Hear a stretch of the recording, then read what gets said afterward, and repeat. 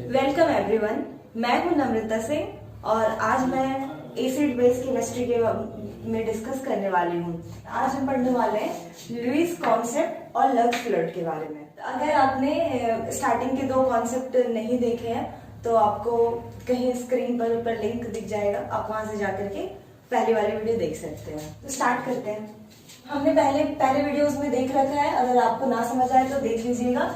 उसमें हमने देख रखा है कि आर्गेनियस में हमारा H+ आयन और OH- आयन का पे डिपेंड करता है, और ब्रोंस्टेड में हमने देखा H+ एक्सेप्टर और H+ डोनर के बेसिस पे बताते हैं कि एसिड कौन है और बेस कौन है। तो लुईस ने ऐसा किया कि सोचा कि ये सारा झमेला ही हटा देते हैं H और OH- का। किसी में H+ होते हैं देने के लिए, किसी में नहीं होते, किसी में OH- होते हैं, किसी में नहीं होते।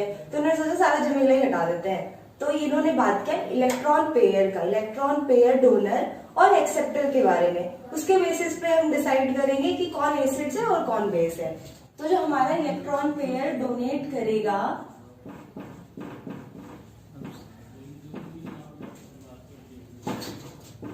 इलेक्ट्रॉन पेयर डोनर होंगे वो हमारे क्या होंगे, बेस होंगे।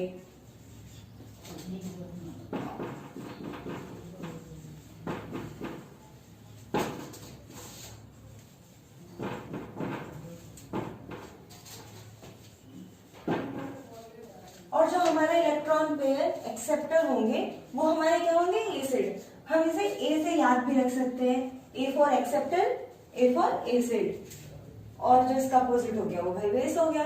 तो ए से एक्सेप्टर, ए से एसिड। अब एसिड एक्सेप्टर होने का मतलब क्या हुआ, इसके पास इलेक्ट्रॉन की डिफिशियंसी होगी, मतलब एसिड्स वो होंगे जिसके पास इलेक्ट्रॉन की कमी होगी, वो इलेक्ट्रॉन लेना चाहेंगे। तो ये क्या हो गया हमारा इलेक्ट्रॉन डेफिशिएंट स्पेसीज जो होंगे हमारे, वो हमारे एसिड्स होंगे। उसी तरह से हमारे इलेक्ट्रॉन पेयर डोनर का मतलब क्या होगा, वो इलेक्ट्रॉनिकली रिच होंगे। तो जो हमारे इलेक्ट्रॉन रिच स्पेसीज होंगे वो हमारे क्या होंगे, बेस होंगे। तो इसमें क्या हो गया हमारा इलेक्ट्रॉन रिच, इलेक्ट्रॉन रिच जो होंगे वो हमारे बेस होंगे। अब हम इस पे और एग्जांपल्स देख करके इसको समझते हैं कि एसिड्स कौन है और बेस कौन है। एसिड क्या क्या पॉइंट्स हो सकता है, इलेक्ट्रोफाइल। तो लुईस एसिड्स जो होते हैं वो हमारे इलेक्ट्रोफाइल भी होते हैं। तो जितने भी इलेक्ट्रोफाइल्स है वो हमारे सारे क्या है, लुईस एसिड्स है। इलेक्ट्रोफाइल्स क्या होते हैं, वो हमारे इलेक्ट्रॉन्स को लेना चाहते हैं, इसमें इलेक्ट्रॉन्स की कमी होती है, वो इलेक्ट्रॉन लविंग स्पेसीज होते हैं। तो वो हमारे क्या हो जाते हैं, लुईस एसिड्स। जितने भी कटायंस हैं वो हमारे सारे लुईस एसिड्स हैं। इलेक्ट्रॉन डेफिशिएंट्स हमारे हैं, इलेक्ट्रॉन डेफिशिएंट मॉलिक्यूल जितने भी है वो हमारे क्या है, लुईस एसिड है। तो हमारे जितने कोई भी एटम, आयंस और मॉलिक्यूल्स जिसकी ऑक्टेट कंप्लीट नहीं है वो हमारे क्या है, लुईस एसिड्स होते हैं। लाइक हमारा BF3 हो गया, एल्युमिनियम AlF3 हो गया, ये सारे क्या है, सारे हमारे ऑक्टेट इनकम्प्लीट है इनका। ये हम इसमें क्या है, इलेक्ट्रॉन की डिफिशियंसी है। तो ये दोनों बात एक ही है, इलेक्ट्रॉन की डिफिशियंसी है। तो इसमें हमारे क्या हो गए, ये सारे एग्जांपल्स हमारे हो गए लुईस एसिड्स के लिए। और हमारे क्या है, कौन कौन से एसिड्स होते हैं लुईस एसिड्स में आते हैं, सेंट्रल एटम, वैसे एटम्स जिसका हमारा वैलेंस इलेक्ट्रॉन 8 से ज्यादा हो, उसमें भी इलेक्ट्रॉन की डिफिशियंसी हो सकती है, तो वो भी हमारे क्या है, लुईस एसिड है। जिसके ऑक्टेट कंप्लीट नहीं है वो भी हमारे लुईस एसिड है। और जिसमें 8 से ज्यादा हमारे वैलेंस इलेक्ट्रॉन हो सकते हैं, वो उसमें भी हमारी इलेक्ट्रॉन की, मतलब उसकी कैपेसिटी हमारी हो सकती है और इलेक्ट्रॉन्स लेने की, क्योंकि बड़े मॉलिक्यूल्स हैं वो, उसमें और इलेक्ट्रॉन्स को लेके रख सकते हैं। तो ये भी हमारे क्या हो गए, लुईस एसिड्स हो गए। और हमारे क्या एग्जांपल्स आते हैं इसमें, वैसे एग्जांपल्स जिसमें मल्टीपल बॉन्ड्स होते हैं, लाइक CO2 SO2, जिसकी दोनों की इलेक्ट्रोनेगेटिविटी डिफरेंट हो, वैसे वाले जिसमें CO2 इसमें डबल बॉन्ड है, मल्टीपल बॉन्ड सारे, ये भी हमारे सारे क्या हो गए, लुईस एसिड्स हो गए। क्यों? इसमें कैपेसिटी है इलेक्ट्रॉन्स की लेने की, इसमें इलेक्ट्रॉन्स की डेफिशिएंसी है, इलेक्ट्रॉन्स को ले सकते हैं। तो अब लुईस बेसिस कौन से हैं हमारे? जैसे हमारे एसिड्स, जितने भी लुईस एसिड्स है वो हमारे इलेक्ट्रोफाइल्स होते हैं, जितने भी इलेक्ट्रोफाइल्स है हमारे क्या हो गए, लुईस एसिड्स हो गए। तो जितने भी न्यूक्लियोफाइल्स हैं वो हमारे सारे क्या हो गए, लुईस बेसिस हो गए। तो जितने भी न्यूक्लियोफाइल्स होंगे जिसमें लोन पेयर्स होंगे, जो इलेक्ट्रॉन्स देना चाहता होगा, जिसमें नेगेटिव चार्ज होंगे, वो सारे हमारे क्या हो जाएंगे, लुईस बेसिस हो जाएंगे। एग्जांपल्स के लिए OH माइनस, साइनाइड हो गया हमारा, CH3CO माइनस, ये सारे हमारे जितने भी अनायंस है नेगेटिव चार्ज वाले हैं वो सारे हमारे क्या हो गए, लुईस बेसिस हो गए। लोन पेयर वाले क्या हो गए, जैसे अमोनिया, ये हमारे सारे लोन पेयर वाले हो गए। तो ये हमारे सारे क्या करेंगे, ये लोन पेयर वाले हो गए, ये हमारे हो गए लुईस बेसिस। तो अब हम देखते हैं कि अब हमें पता चल गया कि कौन कौन से लुईस एसिड्स कहलाता है, कौन से लुईस बेसिस कहलाते हैं। इलेक्ट्रॉन की डेफिशिएंसी वाले हमेशा इलेक्ट्रॉन्स को लेना चाहेंगे, हमेशा ऑक्टेट कंप्लीट करना चाहेंगे, स्टेबल होना चाहेंगे, और जिनके पास ज्यादा है वो देना चाहेंगे। तो ये जो ज्यादा वाले हो गए वो बेस हो गए, कम वाले हो गए वो हमारे एसिड्स हो गए। अब अमोनिया हमारा क्या है, अमोनिया हमारा है लुईस बेस।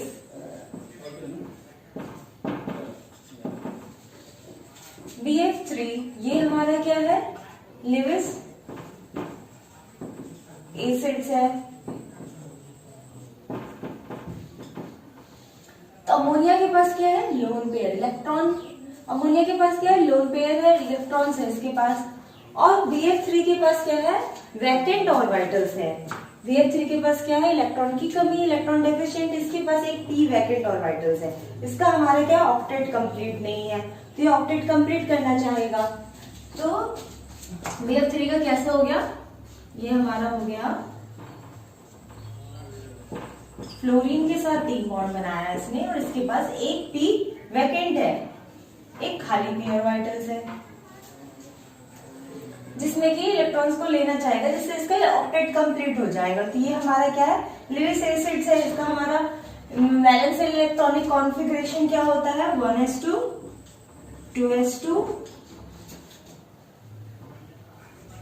2p1, 3 है इसके पास, और यहाँ पे उसको फ्लोरीन से 3 मिल गए, तो टोटल कितने हो गए, 6 हो गए। और इसे कितने चाहिए ऑक्टेट के लिए, 2 चाहिए, जो इसको अमोनिया से मिल जाएगा। तो अमोनिया ने दिया, और हमारा क्या बना, NH3.BF3। इसको हम क्या बोलेंगे,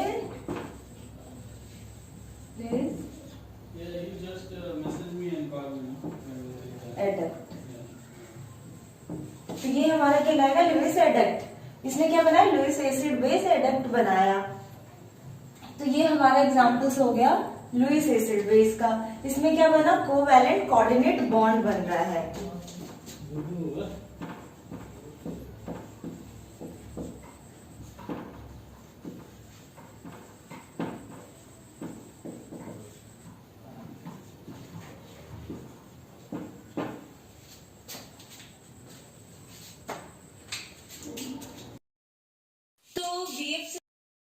हमारे एग्जाम्स में क्वेश्चन पूछा हुआ है, गेट में आ रखा है 2015 में। हमें एसिड से रिलेटेड हमें क्वेश्चंस क्या आ सकता है कि एसिडिक स्ट्रेंथ बताए, बेसिक स्ट्रेंथ बताए कि कौन कितना ज्यादा बेसिक है। ऑप्शंस के साथ हो सकते हैं, इंक्रीजिंग ऑर्डर में बताना है, डिक्रीजिंग ऑर्डर में बताना है। तो एक क्वेश्चन हम डिस्कस करते हैं, बाकी जितने भी क्वेश्चंस होंगे ये सारे पूरे एसिड बेस का टॉपिक खत्म होने के बाद हम लास्ट में सारा क्वेश्चन देख लेंगे। अभी एक क्वेश्चन देख लेंगे। हमारा क्वेश्चन आया था गेट 2015 में। क्वेश्चन आपको स्क्रीन में कहीं दिख जाएगा, कंप्लीट क्वेश्चन अभी मैं बता देती हूँ। क्वेश्चन में पूछा था कि ये एडक्ट बनाने, ये एडक्ट, इन सब में ऑर्डर पूछा था कि किसमें सबसे ज्यादा इसका पॉसिबल है फॉर्मेशन। इंक्रीजिंग ऑर्डर में हमें बताना है कि इसका सबसे ज्यादा एडक्ट किस में बनेगा इन तीनों में से। अब मतलब तो सीधा बात हुआ है कि ये क्या हो गया, हमारा अमोनिया के साथ BH3 का, सॉरी अमोनिया के साथ हमारा BH3 का एडक्ट पूछ रहा है, वो कुछ भी हो सकता है। तो हमने लास्ट अभी एग्जाम्पल में देखा कि अमोनिया क्या है हमारा, अमोनिया एक हमारा लिविस बेस है और BH3 क्या हो गया, एक लिविस एसिड है। तो हमें सबसे पहले क्या निकालना होगा, एसिड का स्ट्रेंथ निकालना होगा कि कौन सबसे ज्यादा एसिडिक है इन तीनों में से। तो जो सबसे ज्यादा एसिडिक होगा उसके साथ सबसे ज्यादा अच्छा एडेक्ट बनेगा, अमोनिया के साथ बॉन्डिंग सबसे ज्यादा अच्छी होगी। तो सबसे पहले हमारा काम क्या है, एसिडिटी ऑर्डर निकालना है। तो एसिडिटी ऑर्डर निकालेंगे, देखेंगे इन तीनों में सबसे ज्यादा एसिडिक कौन होगा। बोरोन का हमने देखा कि इसके पास वैकेंट पी ऑर्बिटल्स होते हैं।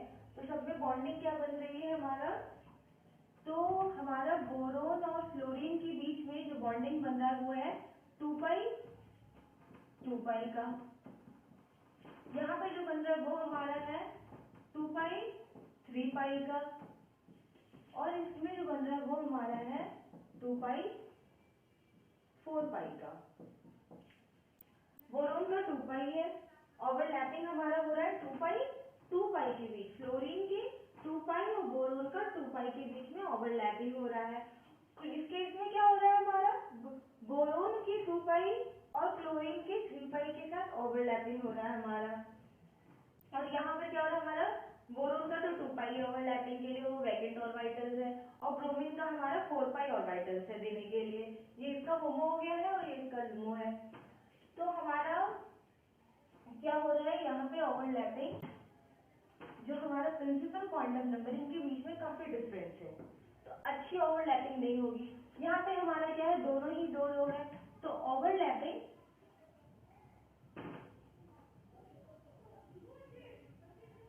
इस केस में ओवरलैपिंग सबसे अच्छी होगी, फ्लोरीन और ब्रोमीन की ओवरलैपिंग सबसे अच्छी होगी। तो यहाँ पे क्या होगा, बैक पाई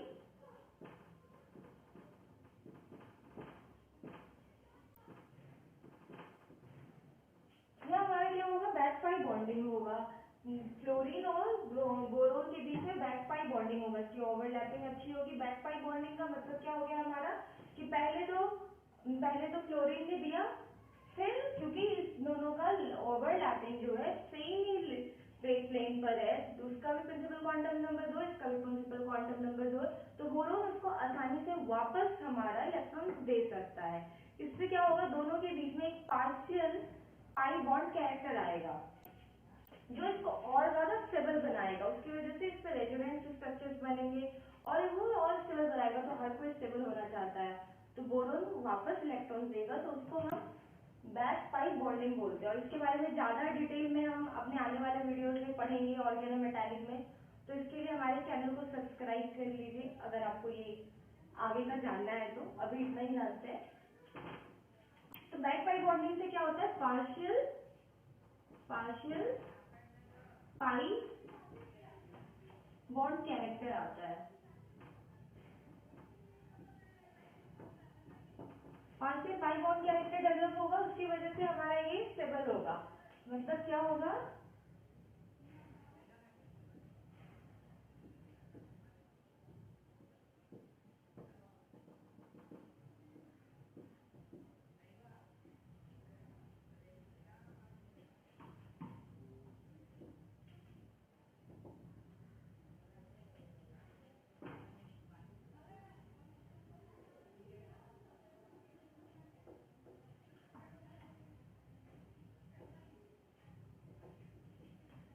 तो हमारा ऐसा स्ट्रक्चर बनेगा बोरोन और फ्लोरीन के बीच में। तो इससे इसकी बॉन्डिंग ओवरलैपिंग सबसे अच्छी होगी, और बैक पाई बॉन्डिंग से मॉलिक्यूल हमारा इलेक्ट्रॉनिकली रिच हो जाता है। अच्छा, और एसिड होने के लिए क्या होना चाहिए, उसमें इलेक्ट्रॉन की कमी होनी चाहिए। तो ये इन दोनों में नहीं पॉसिबल है। ओवरलैपिंग के लिए हमारा पी ऑर्बिटल का कंडीशन अच्छा नहीं है, मतलब कि प्रिंसिपल क्वांटम नंबर इसका 2 है, इसका 3 है, तो अच्छी ओवरलैपिंग नहीं हो पाएगी। तो यहाँ पे इन दोनों केस में हमारा बैक पाई बॉन्डिंग नहीं पॉसिबल है। तो इन दोनों के कंपैरिजन में हमारा BH3 ज्यादा इलेक्ट्रॉनिकली रिच हो जाएगा, इसकी ओवरलैपिंग ज्यादा स्ट्रॉन्ग है। जितनी ज्यादा ओवरलैपिंग स्ट्रॉन्ग होगी वो हम बाहर से इलेक्ट्रॉन को एक्सेप्ट करना नहीं चाहेगा। तो सबसे वीक हमारा ओवरलैपिंग कहाँ है, BBr3 में। वीक ओवरलैपिंग होने की वजह से क्या हो रहा है, बोरोन के पास इलेक्ट्रॉन की डेफिशिएंसी सबसे ज्यादा है, इलेक्ट्रॉन उसमें सबसे कम है हमारा। जब ये अच्छे से ब्रोमीन उसको देख ही नहीं पा रहा तो वहाँ इलेक्ट्रॉन की कमी हो गई। तो इन तीनों में सबसे कमी किसके पास है? Br3 के पास इलेक्ट्रॉन कम है। तो हमारा सबसे ज्यादा एसिड कौन सा हो गया? ये हो गया सबसे स्ट्रॉन्ग एसिड हो गया, क्योंकि इसके पास सबसे कम इलेक्ट्रॉन्स है बोरोन्स के पास, तो ये इलेक्ट्रॉन को बहुत आसानी से लेना चाहेगा compare to Br3। Right answer क्या है? Br3 सबसे ज्यादा एसिडिक है, फिर BCl3 और फिर हमारा BF3 हो गया। तो सबसे ज्यादा लेविस एसिड स्ट्रेंथ अगर पूछा जाएगा इसमें तो क्या बताएंगे हम? Br3। अगर Bi3 होता तो वो इसके बाद हो जाता। तो ये हमारा राइट आंसर हो गया, जो कि ऑप्शन सी है।